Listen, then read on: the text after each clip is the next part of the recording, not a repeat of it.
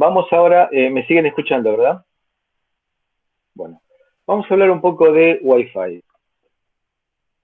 Wi-Fi es un derivado de Ethernet.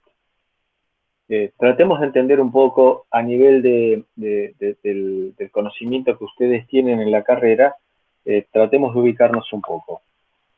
Estamos hablando de comunicaciones de datos. Es una técnica que busca transmitir datos en formato digital utilizando, al principio era cableado. Yo recuerdo la primera instalación que hice en la casa que tenía hace 20 y pico de años, era un cableado que tenía decenas de metros, que tenía perforaciones en las paredes para llegar del fondo de una planta baja al primer piso de la parte delantera, es decir, que eran decenas de metros de cable que uno tenía que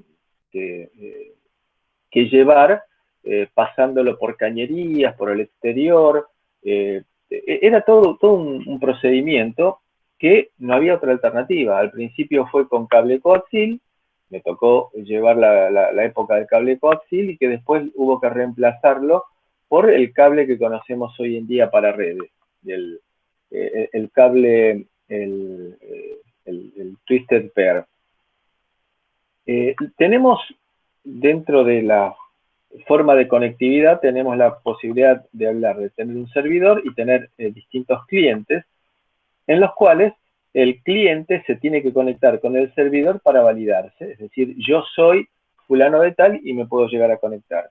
Algo parecido a lo que hacemos hoy en día cuando nos conectamos a un router en el cual vamos a tener que habitualmente escribir una clave. Eso es equivalente a loguearse en el router, en el servidor. Hay un modelo de comunicaciones que se llama OSI, es Open System Interconnection, que fue creado por una sociedad internacional que se dedica a normativas, que ustedes la habrán escuchado probablemente en su vida laboral a través del ISO 9000. ISO es International Standard Organization, que es una organización internacional, y que ha creado algunas normas que se aplican para la conectividad. Nosotros nos estamos comunicando sin tener la más mínima idea de qué computadora y qué sistema operativo tiene el otro. Probablemente alguno de ustedes esté trabajando en Windows, probablemente alguno de ustedes esté trabajando en Linux, algún otro, yo estoy trabajando en Mac OS X, y fíjense, nos estamos entendiendo. Es decir, ustedes cuando están googleando algo, se están conectando a Google y seguramente la máquina que tiene Google, el servidor que tiene Google, no está corriendo ninguno de estos sistemas operativos que yo dije, sino que estará corriendo su propio sistema operativo o quizás sea alguna versión de Unix o cosa por el estilo. La magia que ocurre aquí es que nos podemos llegar a transferir archivos y imágenes y en este momento nos estamos comunicando con la magia que es independizarnos del sistema operativo que estamos usando, del procesador que estamos usando y de la conectividad que estemos usando, porque lo podemos estar viendo perfectamente en el teléfono también esta presentación. Bueno, ese es el modelo ISOSI, que no vamos a entrar en detalles, pero lo vamos a mencionar. El modelo ISOSI consta de 4 capas. La que nosotros estamos más acostumbrados es la parte física, que es la parte en la cual,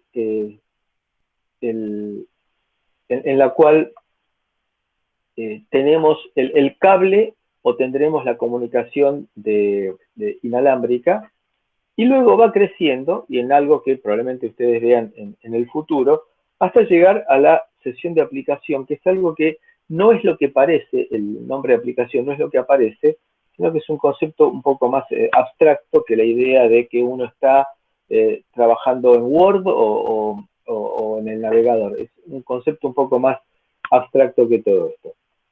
Todos los equipos que se conectan a una red de una u otra manera van a estar utilizando este modelo ISO-OSI.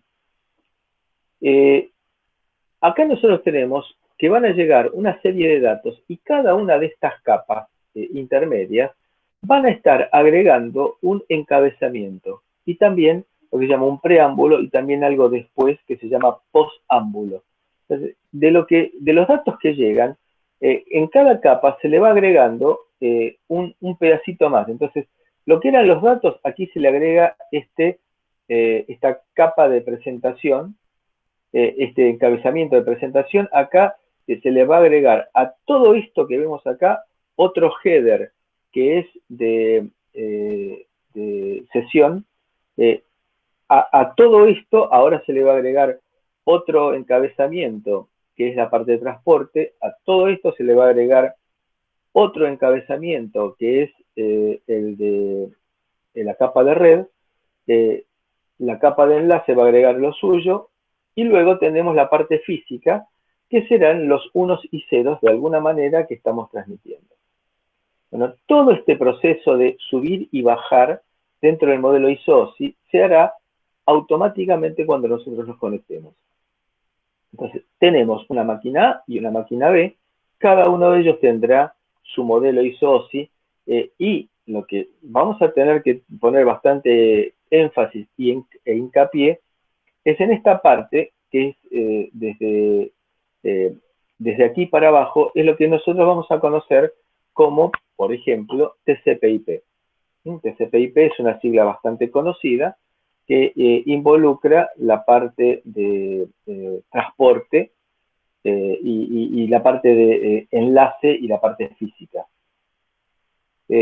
Bueno, no vamos a profundizar porque no es nuestro objetivo, pero este es el modelo que permite que cualquier cosa se conecte con cualquier cosa. Y se da la analogía, el modelo, de que yo me estoy comunicando a nivel del protocolo de aplicación cuando en realidad estoy pegando toda esta vuelta que estamos diciendo nosotros acá para llegar desde la aplicación de la máquina A hasta la aplicación de la máquina B, pero a través de ir agregando en cada una de las capas ese encabezamiento e ir retirando el encabezamiento y quedándonos con la carga hasta llegar a la parte de aplicación. Todo ese proceso de agregado de encabezamientos y retiro de encabezamientos es la maravilla que nos permite a nosotros conectarnos en este momento. Entonces nosotros arrancamos con una red de área local, que es el histórico, el que arrancó hace muchísimos años, ahora como 30 años más o menos. Las redes utilizaban cable coaxil y estaban colgados de un cable coaxil general, estaban conectadas cada una de las terminales. Dio lugar a las redes de área extensa o área amplia, en las cuales se hacía una distribución, ya no era en un local, sino que era en toda abarcaba toda una zona, con distintas configuraciones, con distintas topologías. Y todo esto lo que permitía era poder ampliar el área de cobertura de una red. Ethernet fue una tecnología de conmutación de paquetes, de distribución de paquetes para redes locales, que la desarrolló Xerox a principios de la década del 70. Xerox todavía quizá sea conocida por el tema fotocopias, fue la empresa pionera. Xerox tuvo durante 30 años la licencia de hacer fotocopias sobre papel común, y fue una licencia obtenida por una patente, y era notable, pero la competencia hacía fotocopias en algo así como ese papel térmico en el cual hoy nos entregan los tickets en el supermercado o en el kiosco cuando hacemos una compra. Lo cual era realmente muy complicado el almacenamiento porque se empezaban a pegar, cuando había muchas hojas apiladas, se empezaban a pegar porque estaba encerado el papel. Bueno, Xerox arrancó como empresa de fotocopias y se fue diversificando y, entre otras cosas, creó Ethernet, esta red, esta tecnología que permitió crear las primeras redes locales. El IEEE, que es el Instituto de Ingenieros Electricistas y Electrónicos, y actualmente de sistemas también, creó una serie de normas, de estándares, que comenzaron con la designación 802 punto algo. Esto nos genera a nosotros una alternativa. Cuando veamos 802 puntos, significa que es una norma vinculada con redes. Vamos a ver que hay distintas alternativas para redes cableadas, para distintos puntos algo, 802 puntos algo más, para redes cableadas, para redes inalámbricas y para redes como, por ejemplo, la que vimos en la clase anterior, LoRa. Es decir, LoRa es una implementación de la norma IEEE 802.15.4. Aquí se creó una idea de conectividad y piensen ustedes que en esta configuración, ¿cómo es que se hace para conectarse? ¿Cómo hago yo? Estoy trabajando en esta terminal para enviarle, estoy yo trabajando en esta terminal de aquí, ¿cómo hago yo para enviarle datos a esta terminal de aquí?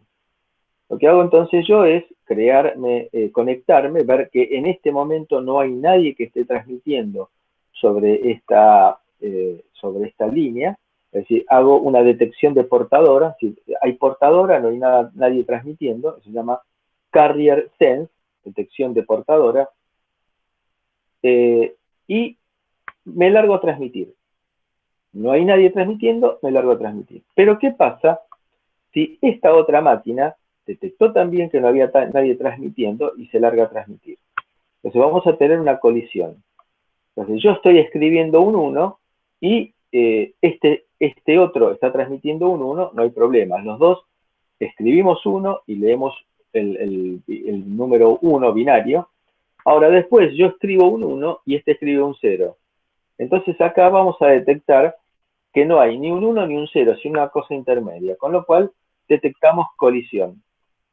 Esta colisión nos produce un error interno, una detección interna, que es lo que llamamos acá Carrier Sense Multiple Access, es decir, trabajamos con acceso múltiple, cualquiera puede acceder. Collision Detection, detección de colisiones. Yo escribí un 1 y leo y tengo que leer un 1. Yo escribí un 0 y leo y tengo que detectar un 0. Si leo algo distinto a lo que escribí, significa que hubo una colisión.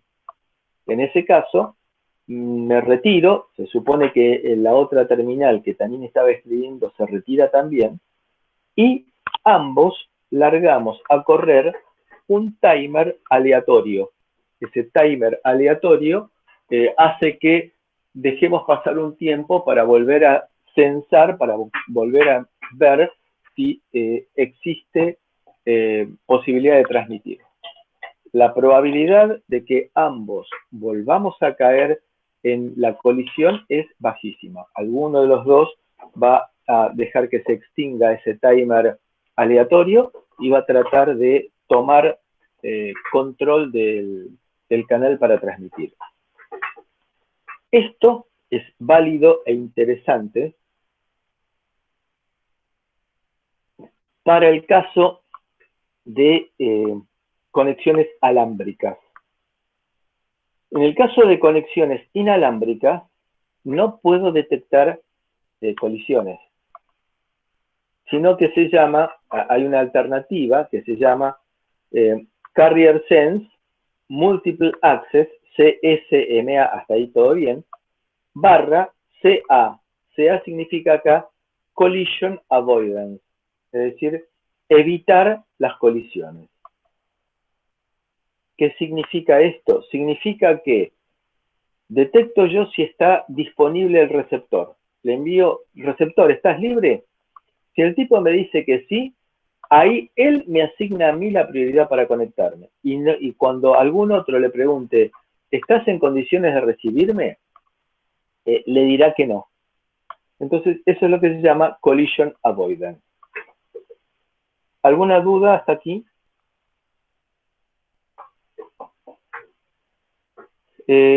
Todas entonces las estaciones que estén conectadas tienen que tener el mismo criterio para conectarse y que de esta manera es un sistema altamente confiable. En el caso del Carrier Sense Multiple Access Collision Detection, cuando hay colisiones, se baja la velocidad de la transferencia porque tengo que esperar un cierto tiempo para enviar nuevamente los datos. En ese caso, lo que se busca es segmentar la red, es decir, en lugar de tener que cualquiera se puede conectar con cualquiera, hago segmentos de red. A ver, ¿qué significa esto? Significa, hace unos cuantos años, yo era profesor de técnicas digitales 3. En esa época, en digitales 3 se veía redes. Y estábamos haciendo una experiencia conectados en el laboratorio de la facultad,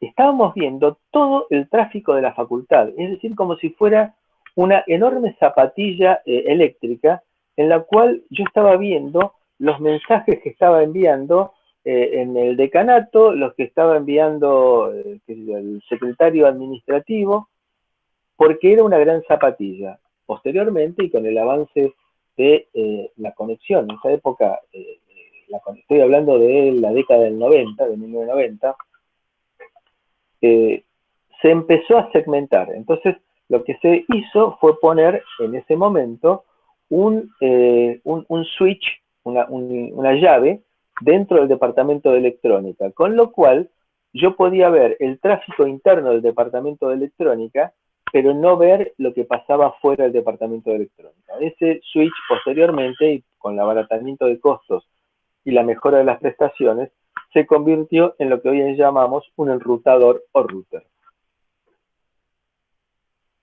Entonces, Ethernet, que dijimos que fue creado por Xerox en la década del 70, es un protocolo que lo podemos sintetizar como escuchar antes de hablar. Entonces, acá estamos descrito lo que hemos dicho nosotros, la forma en la cual se procede cuando se detectan colisiones. Entonces, la colisión ocurre cuando, en forma involuntaria, dos terminales tratan de acceder simultáneamente al canal para transmitir. Entonces, se censa la portadora, se inicia la transmisión y al mismo tiempo el otro dispositivo trata de iniciar la transmisión y se produce la colisión, y luego largan a correr los temporizadores aleatorios para volver a intentar detectar si hay solamente portador y nadie más está transmitiendo. Entonces, la corrección de colisiones, bueno, acá está descrito y les queda a ustedes la guía de clase para que lo puedan repasar en forma más ordenada que la del texto que estoy diciendo. Entonces, cuando hay colisiones, se baja la velocidad. Entonces, y acá nos aparece la conveniencia de Wi-Fi. La conveniencia de Wi-Fi es para evitar cableados. Les puedo asegurar, y eso fue por experiencia propia, que tirar los cables, pasar los caños, y que luego, por el hecho de estar a la intemperie, a los 3 años hubiera que volver a pasar los caños porque los había destruido la radiación ultravioleta y la inclemencia de las lluvias y el viento, era algo bastante decepcionante. Apareció entonces Wi-Fi como una alternativa, al principio en forma muy primitiva. Wi-Fi puede utilizar frecuencias del orden de los 900 MHz, que dijimos que no nos conviene porque ese es el rango sub-gigahertz, está pensado y es conveniente para grandes distancias, pero que puede tener comportamientos disímiles para atravesar paredes, es decir, que no es totalmente predecible, y se recomienda utilizar o 2,4 GHz o 5,8 GHz con los comentarios que hicimos anteriormente. Con 50 miliwatts puedo llegar a tener un alcance de 40 a 60 metros. Eso es lo estándar.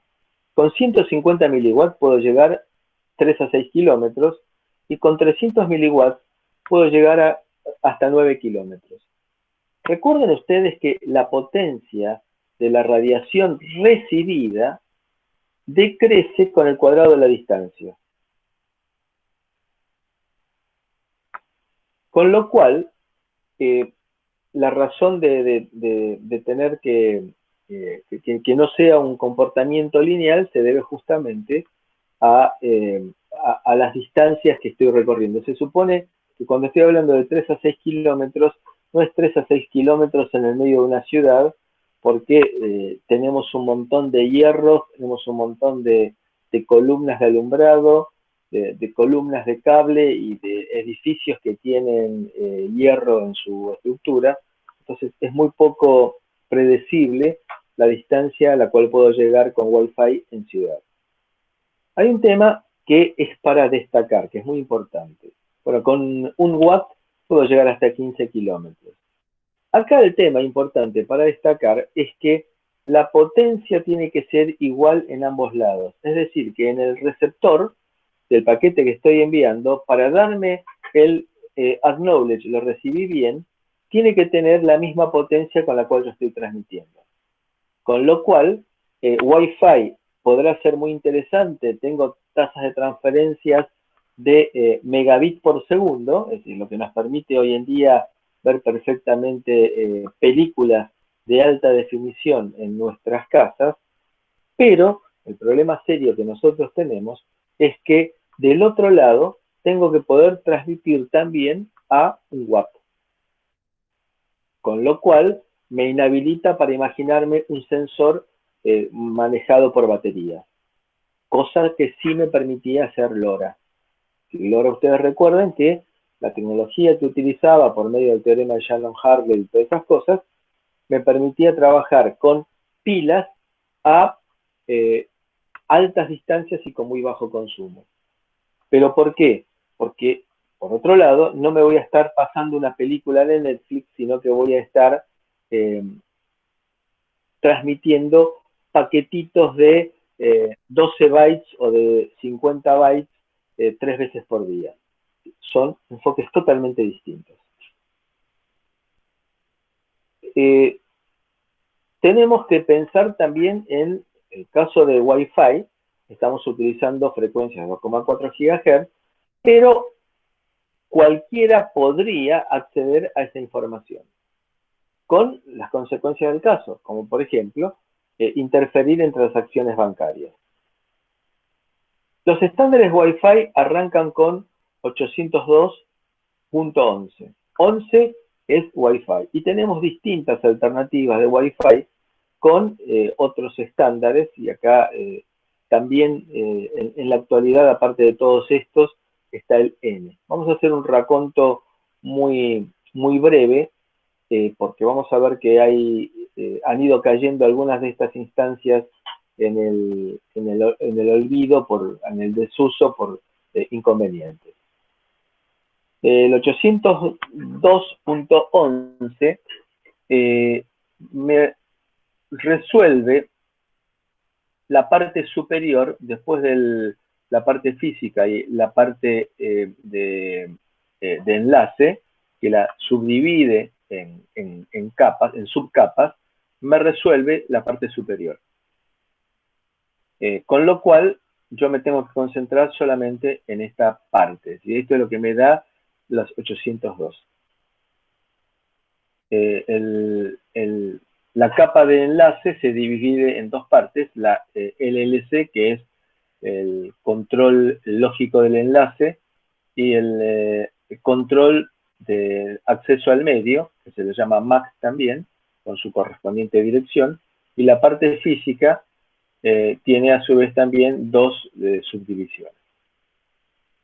Entonces, este es el logo tradicional de Wi-Fi, que lo vemos hoy en los bares, en los restaurantes, que lo ponen como para decir, tenemos acceso a Wi-Fi para los clientes.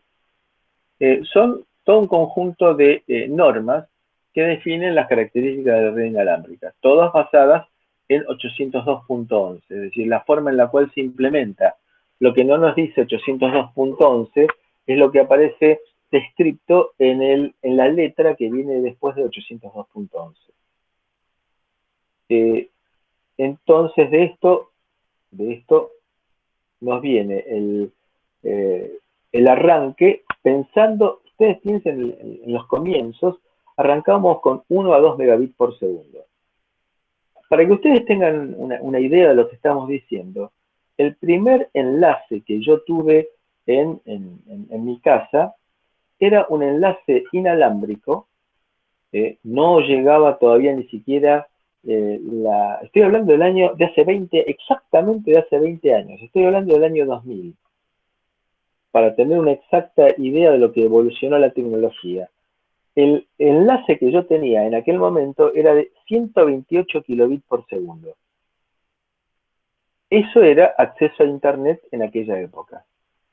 No llegaba ni siquiera al lugar que yo vivía, a 3 cuadras de la estación Castelar, no llegaba ni siquiera telefonía, ni siquiera acceso por internet a través de la telefonía. Es decir, Telefónica en ese momento no ofrecía acceso a internet. Y tuve que poner una antena en el techo de un vecino porque delante de mi casa tenía un árbol que en verano con las hojas me iba a bloquear el enlace. Entonces tuve que pedirle permiso a un vecino para colocar una antena y conectarme de esa manera con un nodo que estaba en la estación de Castelar.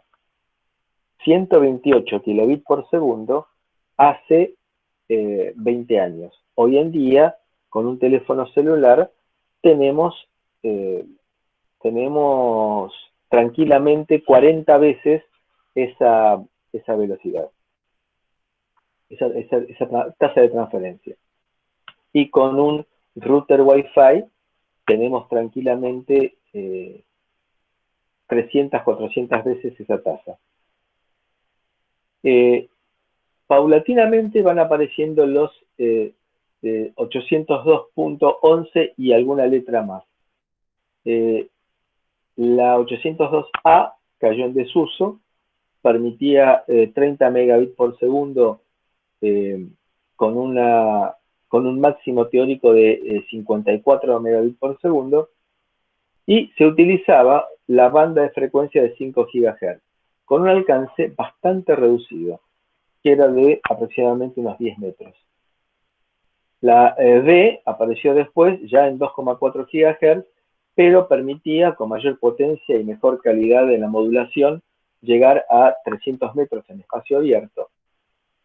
Y tenía solamente 3 canales de radio. Hoy en día podemos hablar de 8 o 16 canales en el enlace.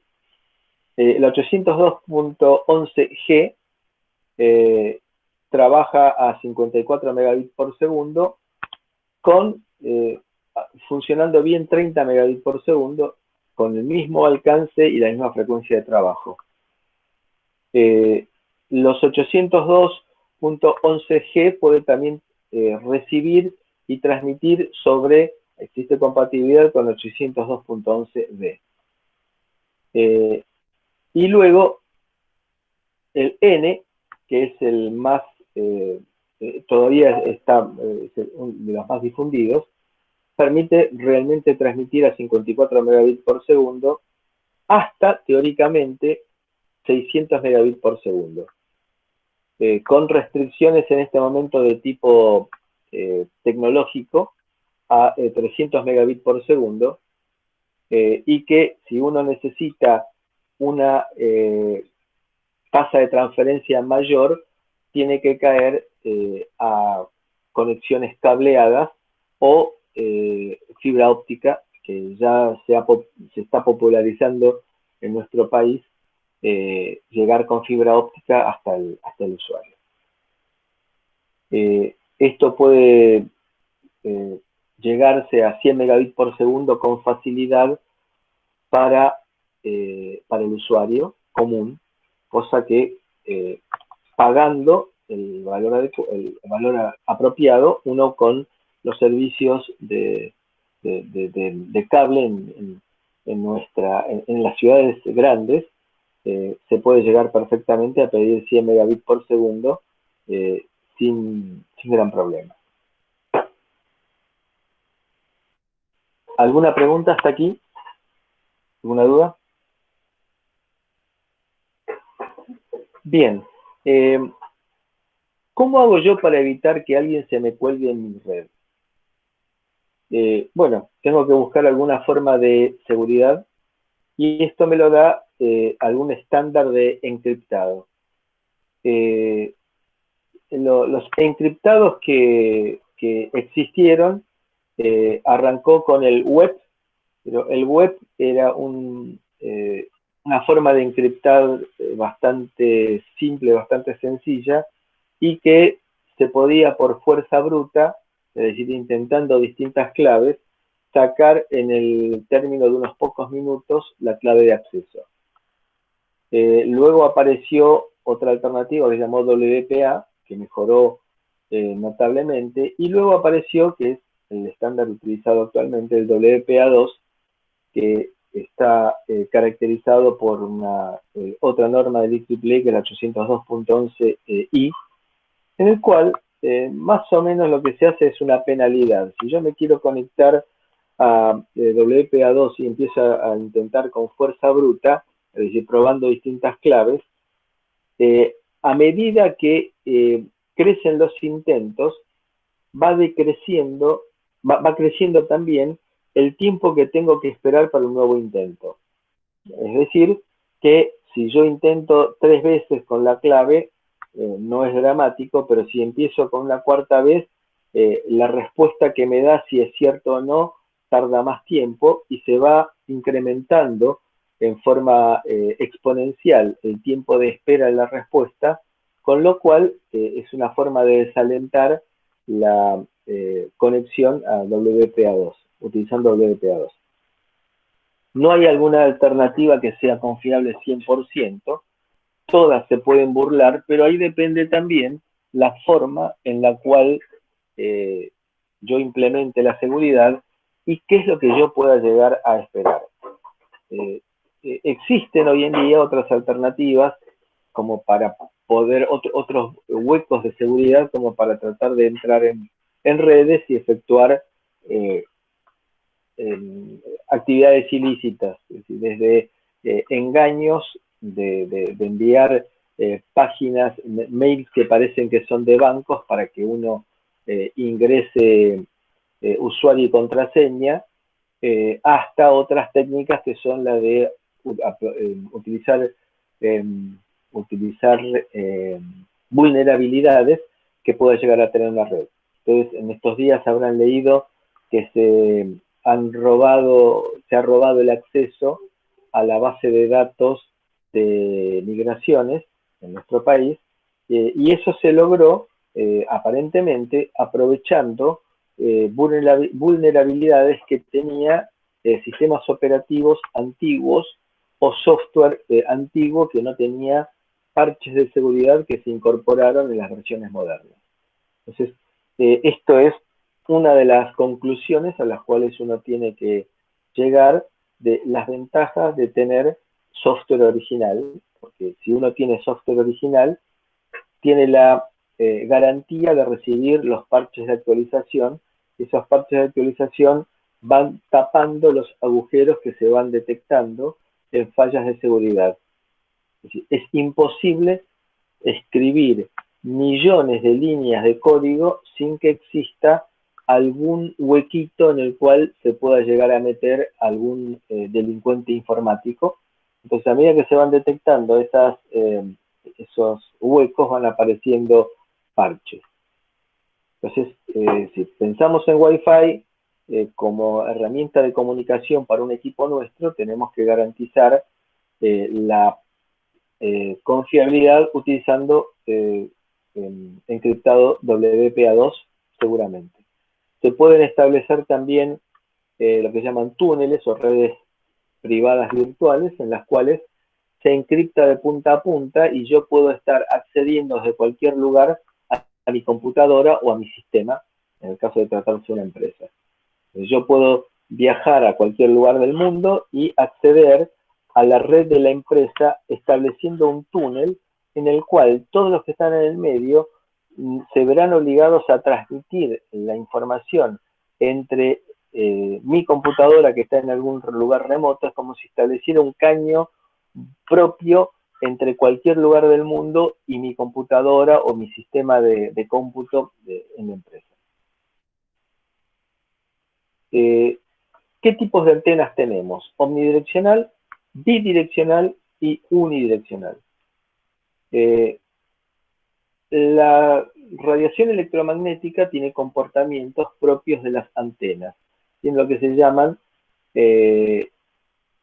lóbulos de radiación, es decir, la forma en la cual se distribuye espacialmente la radiación, tanto en el plano XY como en el plano XZ. Es decir, voy a tener entonces un lóbulo de radiación horizontal y un lóbulo de radiación vertical.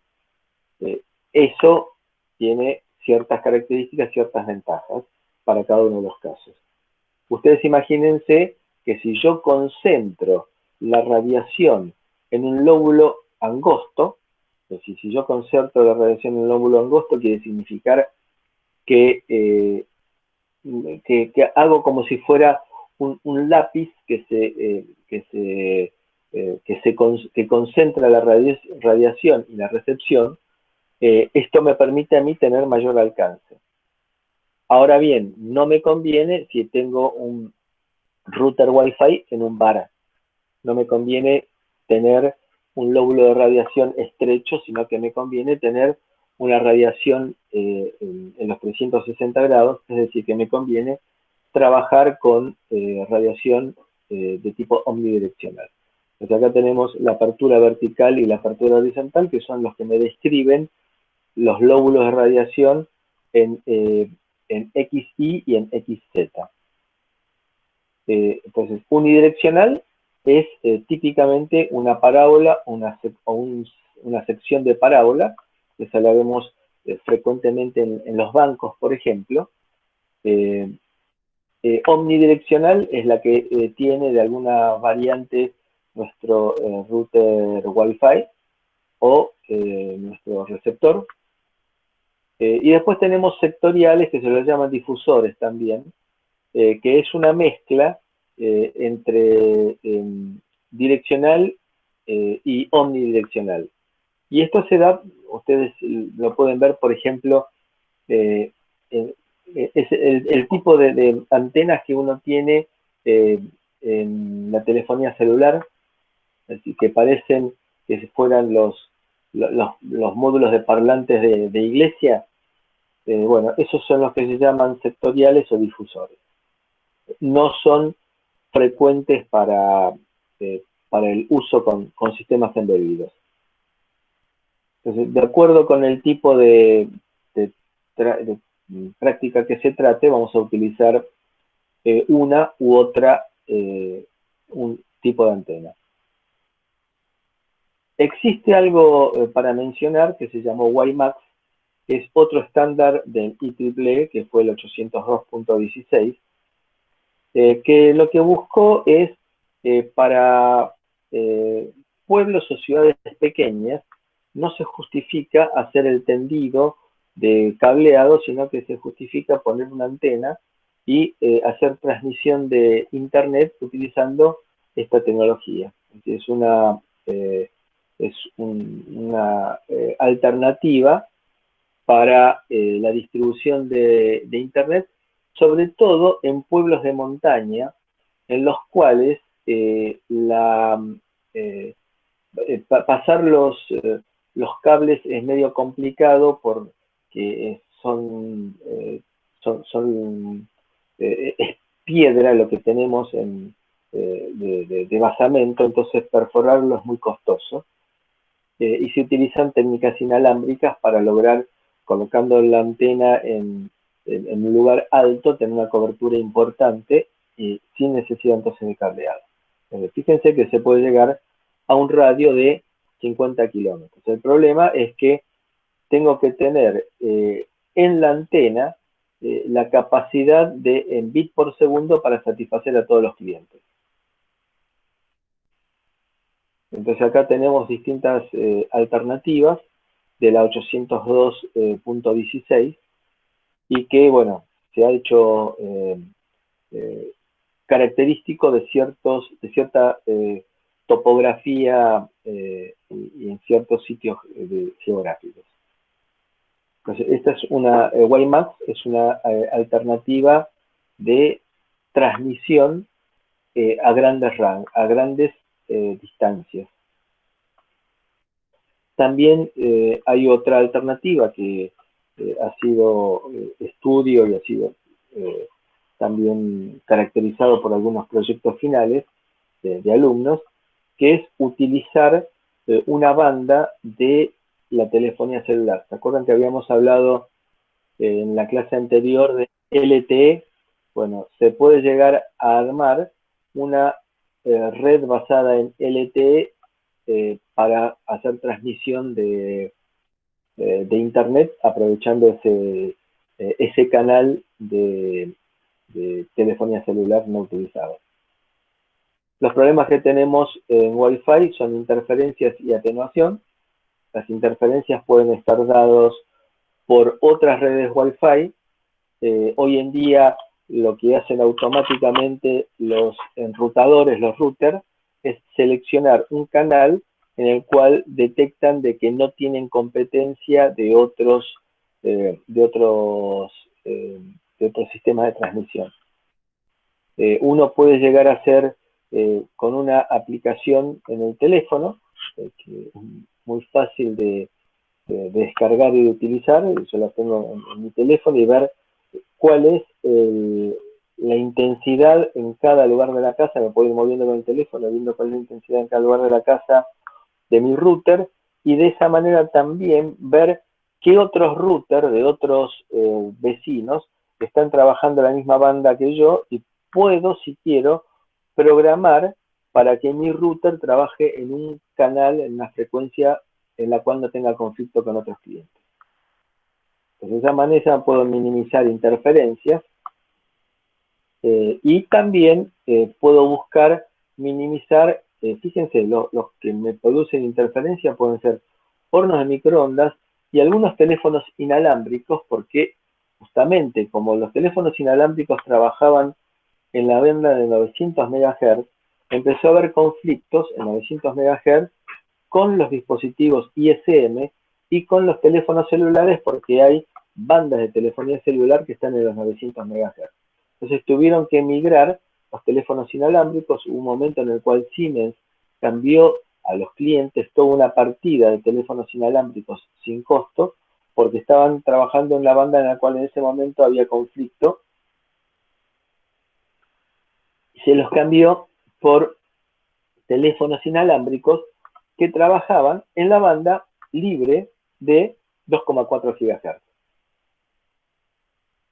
Bueno, entonces las fuentes de interferencia es Bluetooth, que trabaja en la misma frecuencia, y otras redes también que estén trabajando en 2,4 GHz. Bueno, la atenuación está dada porque las ondas electromagnéticas son atenuadas por dispositivos que se encuentran en su entorno, en su propagación. Y fíjense los materiales y la atenuación que tenemos. Por ejemplo, la interferencia y la atenuación de madera, vidrio, amianto y yeso es baja. Ladrillo y hojas es media. Agua, cerámica, papel y vidrio con plomo es alta. Y el metal en vigas y armarios es muy alto. Esa es la atenuación. Está mal, perdón, acá está mal. No es interferencia, es atenuación. ¿Alguna pregunta? Cuando habla de papel, por ejemplo, podría ser un empapelado o una pared, no entendía a qué se refiere con papel. No, papel quiere significar, por ejemplo, un depósito en el cual esté guardando el papel de impresión, el papel de las impresoras de la empresa. Es decir, el papel de empapelado en general tiene una capa de papel muy pequeña. El papel es celulosa. La celulosa es derivado del agua. El agua sí joroba mucho. Entonces, si yo tengo un empapelado de unos pocos, de una fracción de milímetro, porque después normalmente el papel tiene, el papel de pared tiene una capa de plástico y el plástico no afecta demasiado, por ser una estructura orgánica, no se refiere a eso cuando hablamos de papel. Se refiere a un armario lleno de resmas de papel. Si ustedes, repito algo que creo que dije la clase pasada, si ustedes miran en televisión alguno de esos programas de arquitectos que se dedican a remodelar casas, es decir, en alguno de los canales de Discovery, que es, nos encanta a mi nieto y a mí verlos, esos, van a ver que en Estados Unidos, por ejemplo, las construcciones están basadas en tabiques que son de eh, columnas de madera eh, y sobre lo cual montan en forma muy fácil unas placas que después uno cuando lo remodelan ven que lo destruyen con una facilidad que no da el ladrillo. En el medio tienen aire para poder pasar fácilmente cañerías y aparte el aire es un buen atenuador de sonidos y el aire encerrado es un buen atenuador de sonidos y aparte un buen aislante térmico, aislante acústico y aislante térmico.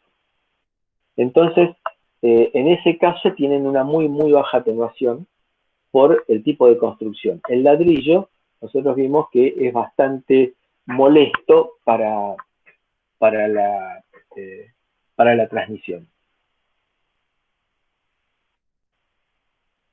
¿Alguna otra consulta?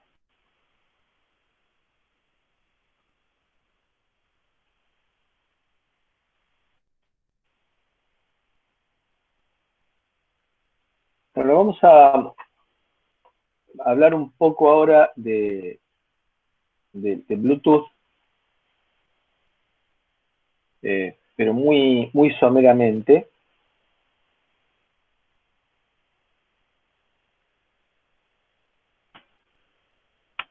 Para después tomarnos un mate y hablar de lo que nos interesa, que es Zigbee. Entonces, Bluetooth es conocido. Este es un buen libro que se puede conseguir descargándolo de internet. Es, eh, es el Low Energy de Bluetooth, es decir, quiere significar que Bluetooth ha ido evolucionando con el paso del tiempo con distintas normas de Bluetooth. Hemos llegado a la norma muy popularizada 4.1 Low Energy y que hoy en día ya está apareciendo dispositivos de 5.0 en el cual se optimizó la velocidad de transferencia y también el consumo. Si al principio, como el Bluetooth se pensaba para estar conectado con computadoras y la computadora no tenemos problema de consumo porque está conectada a 220 y los dispositivos también estaban conectados a 220, entonces no había demasiado problema y se logró, a medida que pasaba el tiempo y se buscaron aplicaciones que fueran portátiles, con equipos portátiles, se logró bajar el consumo y llegar a normas actuales de muy bajo consumo de energía. De hecho, un mouse, la pilas pueden durar tranquilamente un mes y el mouse se utiliza frecuentemente. Bueno, arranquemos con las conexiones inalámbricas. Este fue la primera conexión inalámbrica que uno recuerde de las películas. Esta fue otra conexión inalámbrica también, que uno puede llegar a recordar. Y ahora hablando un poco más en serio, Bluetooth, la traducción es diente azul, pero tiene una historia que justifica el nombre. La idea es tener dispositivos que trabajen por Bluetooth que nos permitan, por ejemplo, típicamente hoy en día es para transmitir audio.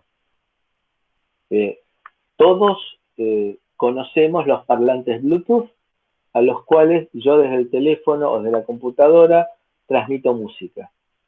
Yo estoy utilizando en este momento auriculares Bluetooth. Este es, por ahora, el rango de aplicaciones. Comenzó con algo muchísimo más modesto, que fue enviar órdenes a través de Bluetooth. Y con el paso del tiempo y la aparición de módems Bluetooth de bajo consumo. Recuerden ustedes, el concepto de módem que lo habíamos visto cuando vimos comunicación serie, el concepto de módem era genérico. Era aquel dispositivo que me permite cambiar de un protocolo digital a otro protocolo digital. Entonces, Bluetooth me permite a mí cambiar de protocolo. El módem Bluetooth me permite cambiar de protocolo. Por ejemplo, de un microcontrolador que le envía por línea serie unos y ceros y se convierte del otro lado en transmisión y recepción Bluetooth. La velocidad de transferencia no es alta, pero permite comunicar dispositivos. Puedo llegar a armar redes en un recinto. Es decir, yo puedo estar utilizando, si me lo permite, el software el sistema operativo del dispositivo principal, puedo armar redes de dispositivos Bluetooth. Por ejemplo, tener más de un auricular. Entonces, estamos hablando de redes personales, en nuestro caso, con distintos tipos de normativas que las hemos ido analizando y nos queda a nosotros por ver, bueno, el Wi-Fi Alliance es el que rigió los destinos de Wi-Fi. Vamos a ver luego del break la alianza Zigbee. Y acá tenemos un grupo de interés especial que se llama Special Interest Group. Entonces tenemos el Bluetooth SIG. Este sería el rango en el cual se mueven los dispositivos que nosotros podemos llegar a utilizar. Entonces acá tenemos WiMAX, que nos permite trabajar a alta tasa de transferencia, que habíamos visto antes, distancias importantes, LoRa, que está acá en el rango de los más de 10 kilómetros, pero con baja tasa de transferencia, y acá tenemos Bluetooth, que nos permite hasta 1 megabit por segundo típicamente, es decir, audio de buena calidad, y distancias que nos permiten llegar hasta 10 metros. Y tenemos, para tenerlo ya en comparativa para lo que viene luego, Zigbee. Zigbee tiene una tasa de transferencia bastante menor que Bluetooth y un rango, un alcance similar. Y vamos a ver que tiene ventajas frente a Bluetooth en cuanto a la forma de configurar una red. Entonces, Bluetooth permite trabajar con baja potencia, es de bajo costo, alcance del orden de los 10 metros, y eso es así porque si yo me voy con los auriculares a la otra punta de la casa o al pasillo, ya perdí conexión. Con el avance de las distintas especificaciones del Bluetooth original al 5.0, lo que se buscó es facilitar la conexión de dispositivos, que no sea tan compleja, pero vemos que no siempre funciona como pasa con los arranques de nuestras clases, en que me la paso un rato preguntando, ¿me escuchan? ¿No me escuchan? Por el hecho de querer utilizar auriculares, que me da un poco más de privacidad y no tengo que importunarlos a ustedes con el ruido natural de una casa que sigue en funcionamiento, por más que yo esté aislado en un escritorio. En una clase de la semana pasada en una charla que di el lunes pasado, fue terrible porque el vecino de arriba se le ocurrió pulir un mueble y era el ruido de una pulidora que no entendía qué significaba. Y bueno, ese tipo de cosas. Bueno, los auriculares Bluetooth nos dan ese tipo de aislamiento y esa calidad de sonido que permite la velocidad de conexión del orden de las megabits por segundo, me permite reproducir perfectamente el rango de audio con alta calidad, sin interferencias. Es interoperable porque yo los auriculares los puedo conectar con la computadora, con la tablet, con el teléfono y con distintos sistemas operativos que tienen todos ellos soporte para el hardware, para el módem que tenemos de Bluetooth en la computadora. Fíjense ustedes que se amplió el rango de aplicaciones y, de acuerdo con las exigencias legales, cuando yo voy a un restaurante, por ejemplo, a comer y pago con tarjeta de crédito o tarjeta de débito, no deberían legalmente llevarse la tarjeta mía, si la tarjeta no debería desaparecer de mi vista en ningún momento. Y acá apareció otra aplicación interesante de Bluetooth, que fue la de hacer equipos de lectura de tarjetas magnéticas, los Postnet, por medio de Bluetooth. Entonces se puede llegar a encriptar bien la comunicación de manera que emisor y receptor estén encriptados y que no sea necesario entonces que se lleven la tarjeta, sino que lo que hacen es traer el Postnet a la mesa y la tarjeta no desaparece en ningún momento de mi vista. Entonces, algunos ejemplos y con esto redondeamos esta pequeña charla.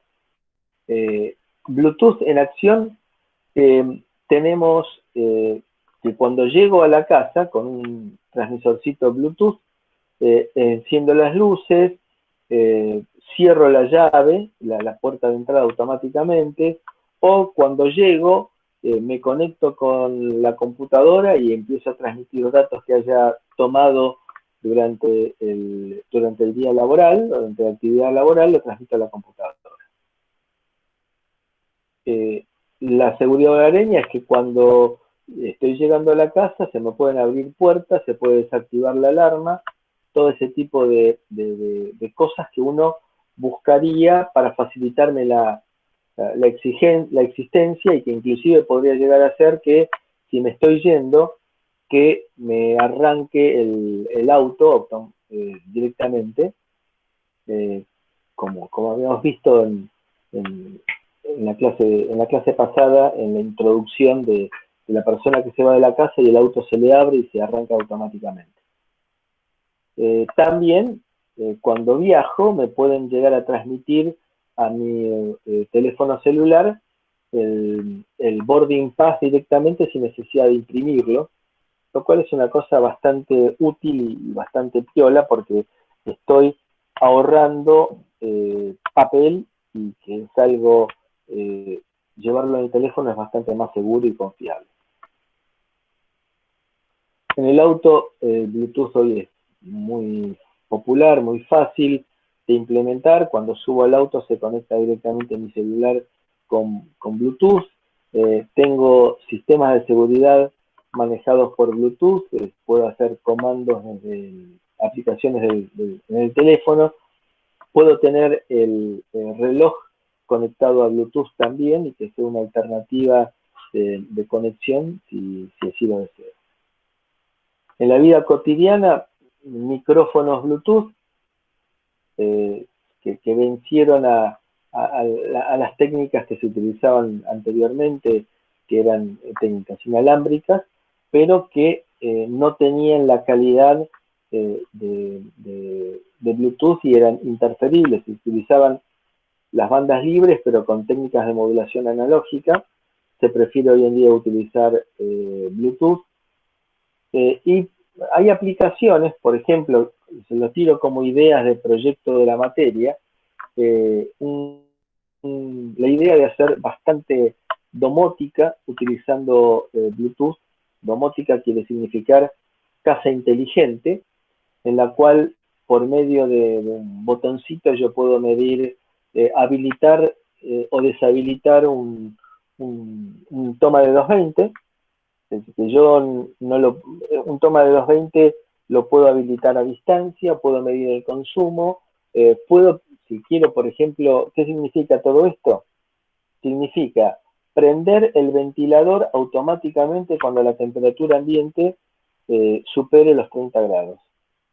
Eso lo puedo programar por medio de Bluetooth y ahí coloco un microcontrolador con un sensor que recibió la directiva, conectar el toma corrientes 4 en el cual está el ventilador conectado.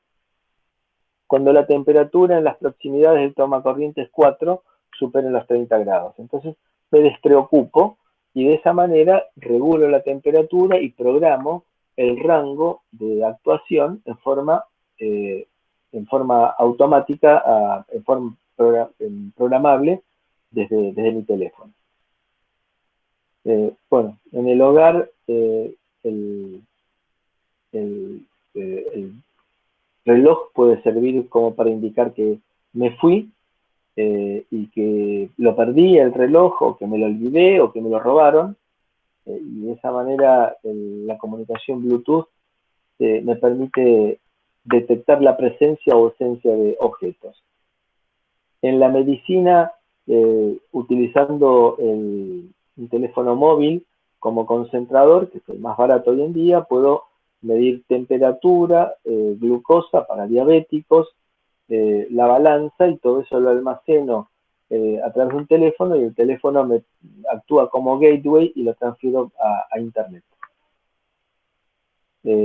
Para el fitness lo mismo, puedo estar llevando una idea de cantidad de pasos hechos con la medición del pulso por medio del teléfono y la distancia recorrida por medio de zapatillas con GPS. Lo que estoy diciendo no es ciencia ficción, sino que son cosas que existen hoy en día.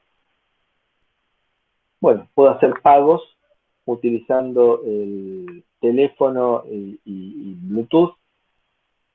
Puedo intercambiar archivos. Hoy en día el hecho de compartir un contacto vía WhatsApp lo solucionó, pero en una época, y se permite hacer hoy en día, transferirle a otro cliente, a otro amigo, una tarjeta de una persona por medio de Bluetooth, de teléfono a teléfono. Si lo habilitamos los dos, le puedo transmitir la tarjeta de presentación de alguien, o puedo imprimir un documento utilizando Bluetooth perfectamente. Entonces puedo intercambiar archivos para imprimirlos, o tarjetas comerciales entre personas. Entonces puedo llegar a hacer Bluetooth, lo puedo llegar a utilizar en forma coexistente con otras redes que trabajen en 2,54 GHz, 2,4 GHz, perdón. Me permite armar redes, y me permite también armar una red corporal utilizando dispositivos que estén en mi cuerpo, transductores que estén en mi cuerpo.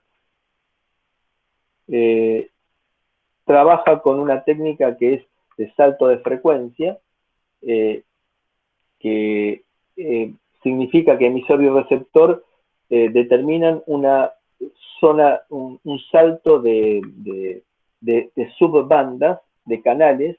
Entonces yo le digo, voy a arrancar transmitiendo en el canal 4, después paso al canal 7, después paso al canal 8, sabiendo la duración de cada salto, se ponen de acuerdo emisorio y receptor en la cadencia de saltos y de esa manera puedo transmitir y el receptor saber en qué canal tiene que escuchar y de esa manera soy bastante inmune a las interferencias y a la malicia en la captura de datos.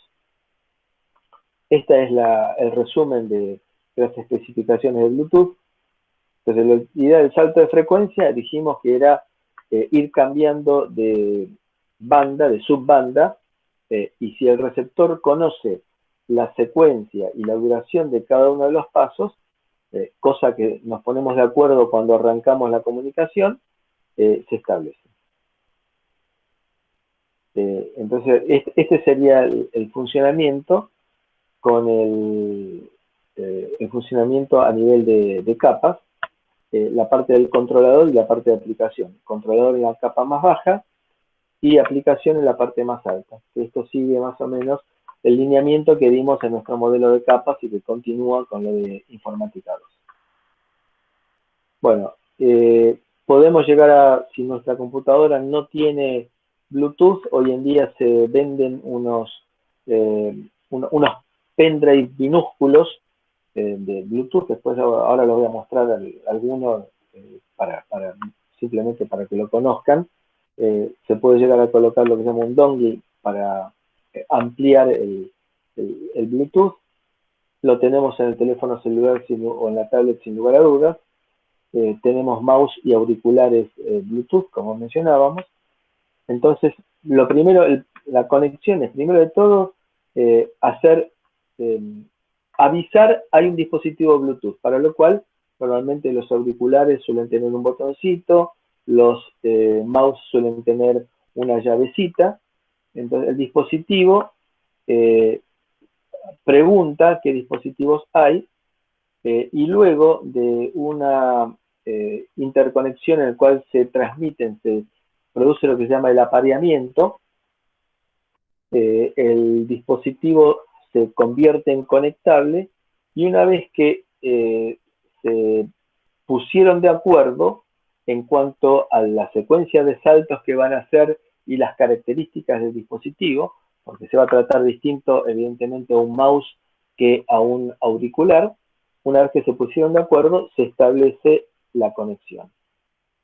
El proceso de detección mutua de existencia de máster y esclavo se llama apareamiento y hay casos en los cuales se pide una clave que en el caso en el cual el fabricante del dispositivo que se quiere conectar no la dé en forma explícita en el manual, la que suele funcionar es 0000.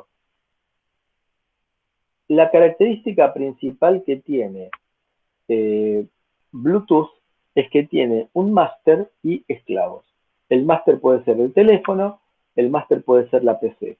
Y tenemos esclavos. No es una comunicación estrictamente master-slave, pero tiene niveles de conectividad jerárquicos.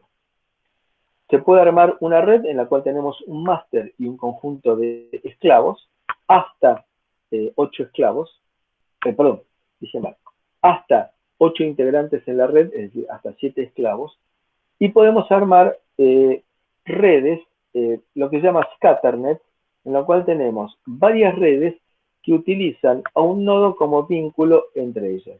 Entonces, de esta manera, el esclavo 2 se puede comunicar con la otra red utilizando a este nodo que está recargado de actividad como punto de vinculación. ¿Alguna consulta? ¿Alguna pregunta? ¿Bien? Bueno, entonces hacemos un intervalo.